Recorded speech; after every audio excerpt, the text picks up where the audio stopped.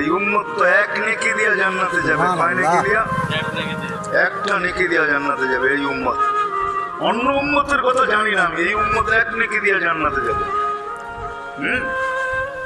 নবীর একটা আদর্শের কারণে জান্নাতে যাবে। সিরত মানে আদর্শ।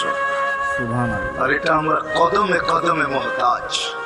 কেননা এই ছোট জীবনটা যদি গ্রহণযোগ্যতা পর্যন্ত পৌঁছাইতে হয় আল্লাহর কাছে, চাই নারী হই, চাই যুবক হই, চাই বৃদ্ধ হই, চাই মানুষই হই না কেন, যেখানেরই হই না কেন, যেই ভাষারই হই না কেন, যেই বর্ণেরই হই না কেন, যেই পেশারই হই না কেন, যেই সোসাইটিরই হই না কেন, এই জীবনটাকে যদি গ্রহণযোগ্যতা পর্যন্ত পৌঁছাইতে হয় কার কাছে? দুনিয়াওয়ালাদের কাছে না, মালিকের কাছে।